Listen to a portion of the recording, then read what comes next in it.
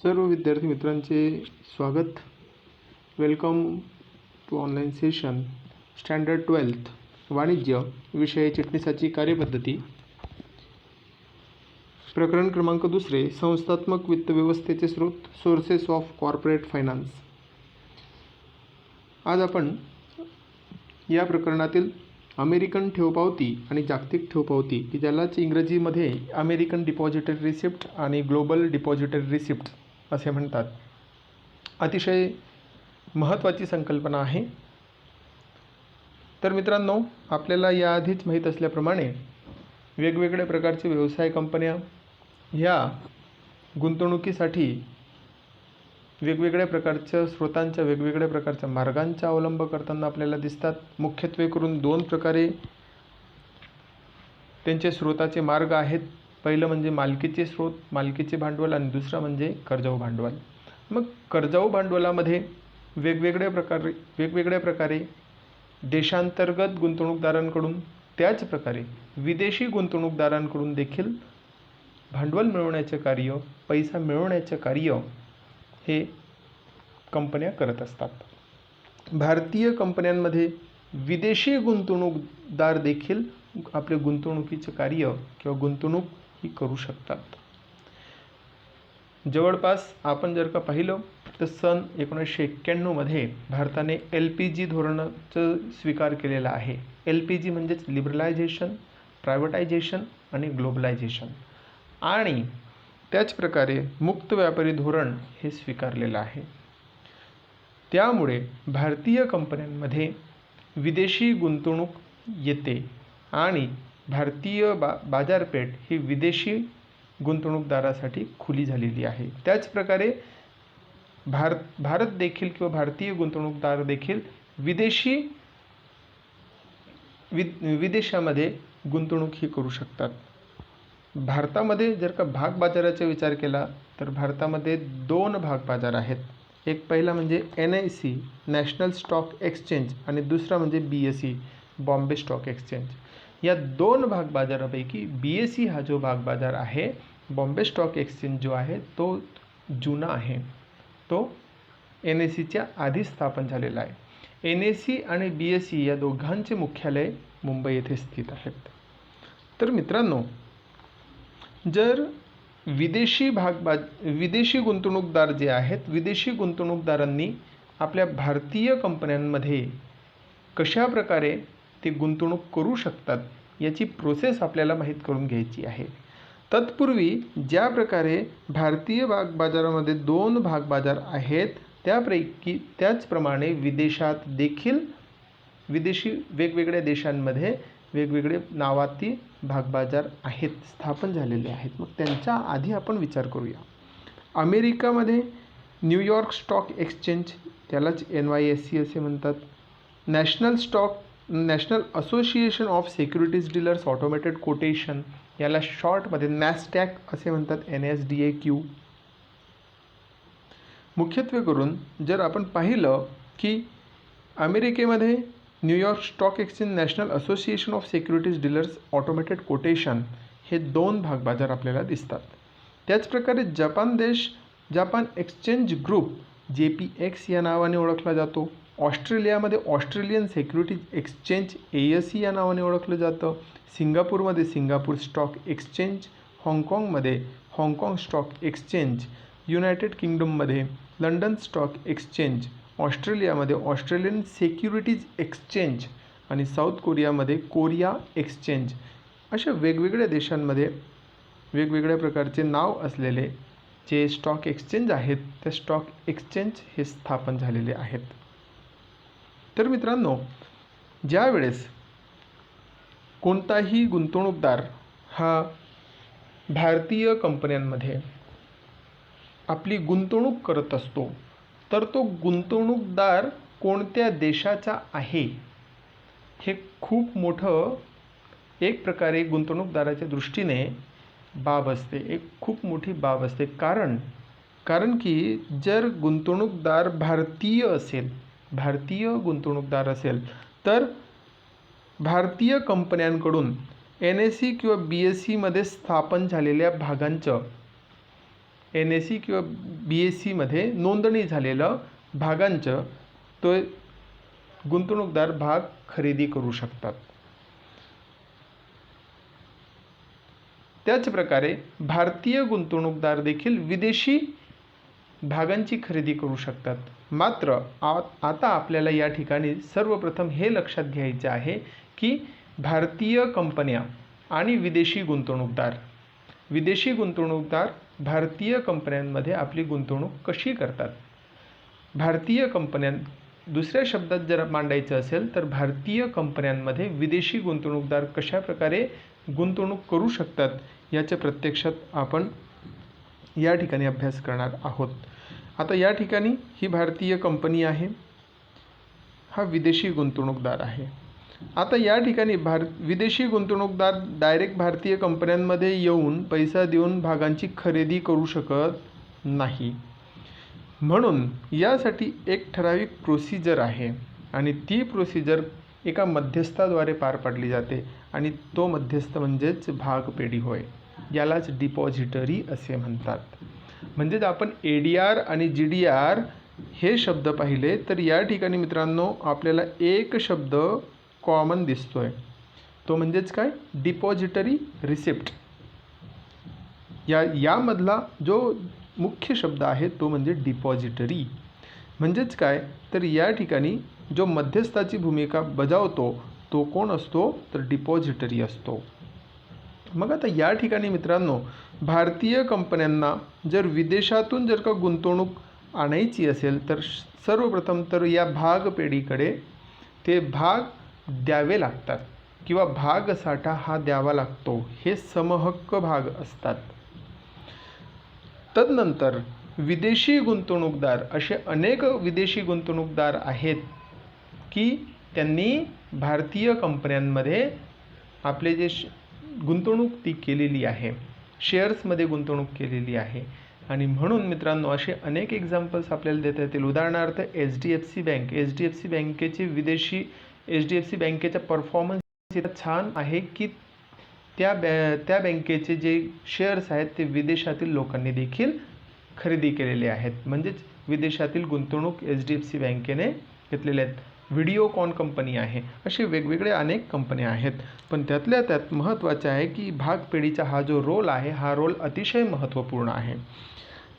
आता भारतीय कंपन्यांनी जी नोंदणीकृत कंपन्या आहेत त्या संदर्भातच आपण बोलणार आहोत. कारण की भारतीय कंपन्या अनेक आहेत, मात्र त्यातल्या त्यात नोंदणीकृत ज्या कंपन्या आहेत ज्यांनी NSE किंवा BSEकडे आपली नोंदणी केलेली आहे अशाच प्रकारच्या कंपन्या ज्या आहेत त्या कंपन्या डिपॉझिटरीकडे आपले भाग देत असतात आणि भागपेढी मग विदेशी गुंतवणूकदार जे असतात त्या विदेशी गुंतवणूकदारांना जे इच्छित असतात गुंतवणूक करण्यासाठी त्यांना अशा प्रकारची विक्री करत असतात. मग हा जो चलनाचा पैसा आहे विदेशी गुंतवणूकदार ज्या देशामध्ये राहत असेल त्या देशामधील तो चलन ह्या भागपेढीला देणार आहे आणि हा जो भागपेढीला कडे येणारा जो पैसा आहे विदेशी स्वरूपाचा किंवा दुसऱ्या चलनामधला, रुपया सोडून इतर चलनामधला, हे पैसे आल्यानंतर हा पैसा भारतीय कंपन्यांमध्ये तो रुपयामध्ये रूपांतरित करून तो देण्याचे कार्य भागपेढी करत असते. त्याच प्रकारे मित्रांनो आता या ठिकाणी भारतीय कंपनी वेगवेगळ्या प्रकारचे लाभ किंवा जे लाभांश आहे, नफ्यातील जो हिस्सा आहे लाभांश, हा भारतीय चलनामध्ये भागपेढीला देत असतात. भागपेढी त्याचे रूपांतरण विदेशी चलनामध्ये करून, गुंतवणूकदाराचे विदेशी चलनामध्ये करून त्या ठिकाणी त्यांना तो पैसा देत असतात. तर मित्रांनो साधारणपणे आपल्याला ही प्रोसिजर लक्षात येते. एक ढोबळ मानाने जर का आपण प्रोसिजर लक्षात ठेवली तर आपल्याला हे लक्षात येतं की जी भारतीय कंपनी आहे ती भारतीय कंपनी गुंतवणूक वाढवण्यासाठी किंवा गुंतवणूक व्हावी कंपनीमध्ये यासाठी किंवा भांडवलाचा आपल्याकडे स्रोत वाढावा, ओढा वाढावा यासाठी विदेशी गुंतवणूकदारांना आकर्षित करतात आणि त्यामुळे या ठिकाणी सर्वप्रथम भारतीय कंपन्या समहक्क जे भाग आहेत ते समहक्क भाग डिपॉझिटरीकडे ट्रान्सफर करतात. डिपॉझिटरी जे इच्छुक गुंतवणूकदार आहेत, इच्छित गुंतवणूकदारांकडे ते विदेशी गुंतवणूकदारांकडे ते सुपूर्द करत असतात. विदेशी गुंतवणूकदारांकडून आलेलं भांडवल हे रुपयामध्ये कन्वर्ट करून भारतीय कंपन्यांना पुरवला जातो. हे भागपेढीमार्फत होत असतं. त्याचप्रकारे भारतीय कंपनी जे लाभांश वाटप वितरित करत असतं ते रुपयांमध्ये करत असतं. त्या रुपयाचं भागपेढीमार्फत ते गुंतवणूकदाराकडे देण्याचं कार्य, त्यांच्या गुंतवणूकदाराचे देशातील चलनामध्ये रूपांतरण करून देण्याचं कार्य हे भागपेढी करत असतं.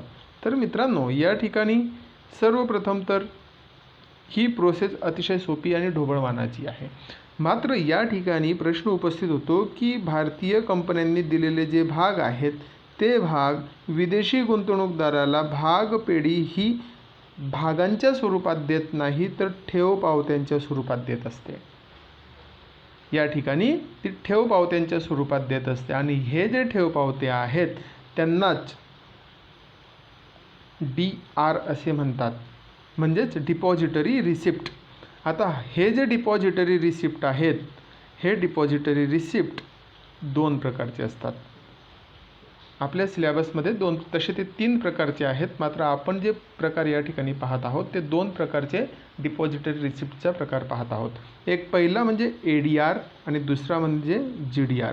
ADR म्हणजेच अमेरिकन डिपॉझिटरी रिसिप्ट. ज्या वेळेस अमेरिकेतील नागरिक हे भारतीय कंपन्यांमध्ये गुंतवणूक करतात तर त्यांना ADR म्हणतात. अशा प्रकारच्या गुंतवणूकदारांना किंवा अशा प्रकारच्या गुंतवणुकीच्या प्रोसेसला ADR असे म्हणतात, किंवा त्या गुंतवणूकदारांना दिलं जाणारा जे रिसिप्ट आहे त्यांनाच अमेरिकन डिपॉझिटरी रिसिप्ट असे म्हणतात. आणि दुसरा म्हणजे अमेरिका सोडून इतर देशातील जे लोक आहेत, जे विदेशी लोक आहेत, विदेशी नागरिक आहेत किंवा विदेशी गुंतवणूकदार आहेत, ते गुंतवणूकदार ज्यावेळेस भारतीय कंपन्यांमधील शेअर्स खरेदी करतात तर त्यावेळेस त्यांना GDR मिळतं, म्हणजेच ग्लोबल डिपॉझिटरी रिसिप्ट मिळतं. प्रत्यक्षामध्ये या ठिकाणी डिपॉझिटरीकडून विदेशी गुंतवणूकदारांना GDRमध्ये जर पाहिलं तर विदेशी गुंतवणूकदारांना ग्लोबल डिपॉझिटरी रिसिप्टसाठी अमेरिका सोडून इतर देशातील गुंतवणूकदारांना ठेव पावत्या ह्या दिल्या जातात. त्याचप्रकारे अमेरिकेतील नागरिक असेल तर त्यांना ADR मिळतं.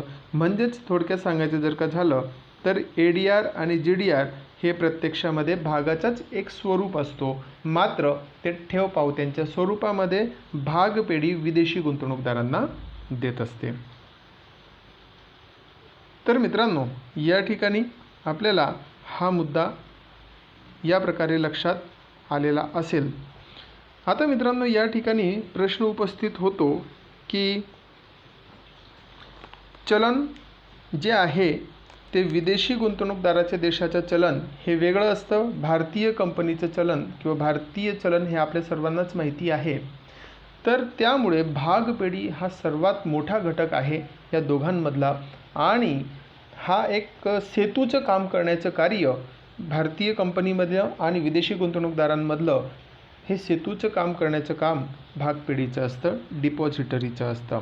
मग म्हणून मित्रांनो, या ठिकाणी सिटी बँक असेल, भागपेढीचं काम कोण करतं मग तर एखादी बँक करत असते.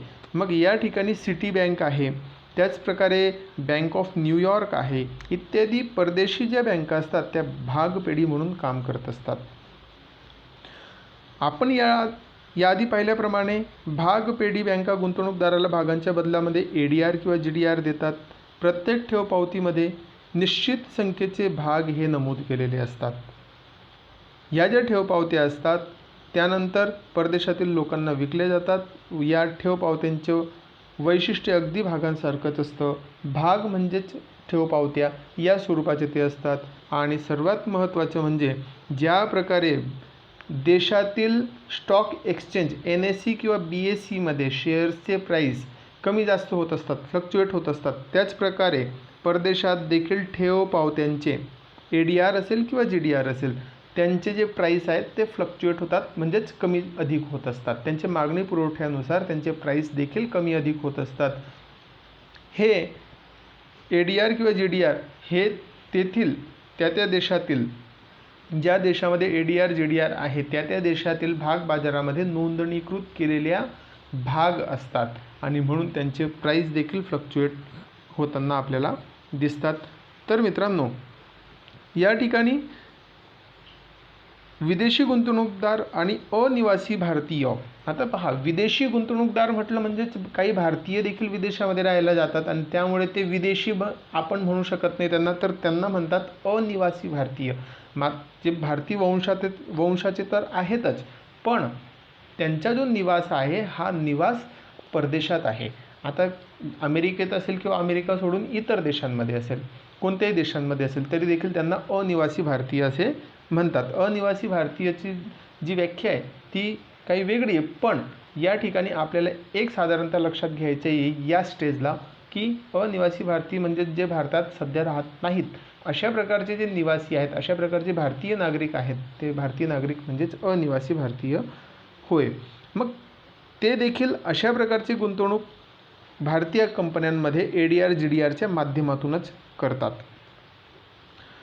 यासाठी स्वतःच्या समभाग व्यापार खात्याच्या इक्विटी ट्रेडिंग अकाउंट, आता मग ADR GDRमध्ये जर का त्यांना इन्व्हेस्टमेंट करायची आहे, गुंतवणूक करायची आहे, तर त्यांना काहीतरी एक महत्त्वाचा जो अकाउंट आहे तो लागत असतो. जसं की आपण BSE NSEमध्ये गुंतवणूक करत असताना किंवा शेअर विकत घेत असताना डीमॅट अकाउंटची आवश्यकता असते, तर त्याचप्रकारे ADR GDRमध्ये इन्व्हेस्टमेंट करण्यासाठी इक्विटी ट्रेडिंग अकाउंटची आवश्यकता असते आणि इक्विटी ट्रेडिंग अकाउंटच्या मार्फतच अशा प्रकारचे ADR GDRचे व्यवहार हे चालत असतात. कंपनी स्वदेशी चलनामध्ये लाभांश भागपेढ्यांमध्ये देतात आणि भागपेढे त्यांचे रूपांतरण करून गुंतवणूकदारांच्या चलनात करून त्यांना लाभांश पोहोचवत असतात. तर मित्रांनो, या ठिकाणी हे ADR आणि GDR जी आहे याची प्रोसेस ही काहीशी या प्रकारे आहे. बहुतांशी ही जी प्रोसेस आहे ती अतिशय सोपी आहे. भाग कंपनी हे भागपेढीकडे आपले शेअर्स देत असतात. भागपेढी विदेशी गुंतवणूकदारांना, विदेशी गुंतवणूकदारांकडून आलेला पैसा हा भागपेढीकडे येतो आणि भागपेढीकडून आलेला जो पैसा आहे तो रुपयांमध्ये कन्वर्ट होऊन भारतीय कंपन्यांकडे येतो. भागपेढी ही मध्यस्थाची भूमिका बजावताना आपल्याला या ठिकाणी दिसत आहे. तर मित्रांनो, आय होप आपल्या सर्वांना हा व्हिडिओ नक्कीच समजलेला असेल. आता यावर आधारित प्रश्न कसे विचारले जाऊ शकतात, थोडक्यात उत्तरे द्या या सदराखाली देखील किंवा या ब्रॉड क्वेश्चन या प्रश्नाखाली देखील आपल्याला अशा प्रकारचे प्रश्न विचारले जाऊ शकतात की जागतिक ठेवपावती म्हणजे काय, थोडक्यात स्पष्ट करा. अमेरिकन ठेवपावती म्हणजे काय, थोडक्यात स्पष्ट करा.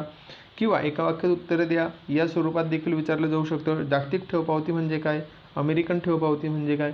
तर मित्रांनो, या कोणताही प्रश्न विचारू द्या तरी देखील आपल्याला त्या प्रश्नासाठी तयारी करायचीच आहे, तयार राहायचे. फक्त एकच लक्षात ठेवा की जागतिक ठेवपावती आणि अमेरिकन ठेवपावती यामधला फरक एवढा आहे की अमेरिकन ठेवपावती ही केवळ अमेरिकन नागरिकांसाठी भारतीय कंपन्यांमध्ये गुंतवणूक करण्यासाठी उपयोगाला येते, तर त्याचप्रकारे GDR जी आहे, ग्लोबल डिपॉझिटरी रिसिप्ट, ती अमेरिका सोडून इतर देशांसाठी, इतर देशातील नागरिकांसाठी किंवा गुंतवणूकदारांसाठी भारतीय कंपन्यांमध्ये गुंतवणूक करण्यासाठी ही महत्त्वाची कन्सेप्ट आहे. या व्यतिरिक्त जर आपल्याला वाटत असेल, असं देखील प्रश्न मनात येतो की भारतीय कंपन्यांमध्ये विदेशी गुंतवणूकदार या प्रकारे गुंतवणूक करतात, तर भारतीय गुंतवणूकदार विदेशी कंपन्यांमध्ये गुंतवणूक ज्यावेळेस करतात तर त्यावेळेस भारतीय गुंतवणूकदारांना कशा प्रकारे किंवा काय म्हणून ट्रीट केलं जातं, तर ही संकल्पना आहे का, तर त्यासाठी एक वेगळी संकल्पना आहे, ते म्हणजेच IDR म्हणजेच इंडियन डिपॉझिटरी रिसिप्ट. ही जी संकल्पना आहे ती संकल्पना या ठिकाणी भारतीय गुंतवणूकदार विदेशी कंपन्यांमध्ये गुंतवणूक करत असताना या संकल्पनेचा वापर हा केला जातो किंवा ही कन्सेप्ट त्या ठिकाणी उपयोगाला येते. तर मित्रांनो, आय होप तुम्हाला हे सर्व व्यवस्थित समजलेलं आहे. पुढील तासिकेमध्ये आपण पुढच्या भागाचा अभ्यास करूया. धन्यवाद.